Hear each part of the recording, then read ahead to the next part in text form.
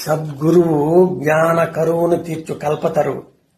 సద్గురువు జ్ఞాన కరువును తీర్చు కల్పతరువు. గురువు మన ముందు జ్ఞాన రూపంగా శాస్త్ర రూపంగా ప్రకాశిస్తూ ఉన్నాడు.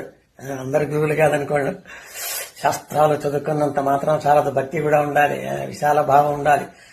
గురువు మామూలుగా మన బిడ్డల ఆకలి తీర్చడం అమ్మకే తెలుసు, అది అమ్మ అనురాగం. అందరి బిడ్డలకు జ్ఞాన ఆహారాన్ని ఇచ్చి విజ్ఞాన బలాన్ని ఇవ్వడం గురువులకే తెలుసు. అది గురువుల యొక్క అనుగ్రహం. అమ్మా నాన్నల ధనం ఆస్తి తమ బిడ్డలకే చెందుతుంది, కానీ ఆచార్య దేవుల యొక్క జ్ఞాన ధనం అందరి బిడ్డలకి చెందుతూ ఉంటుంది. జ్ఞానమే. అన్నం ఎంత పెట్టినా ఏడిపే కదా, ఎంత ఇచ్చినా ధనం కూడా. ఈ అడుక్కునే బుద్ధి బదులు ఇదే ఇంతే కదా, ₹1,00,00,000 ఇచ్చా ఇంతే. ఆ బుద్ధి పోగొట్టాలంటే జ్ఞానమే ముఖ్యం. కాబట్టి జ్ఞానదానం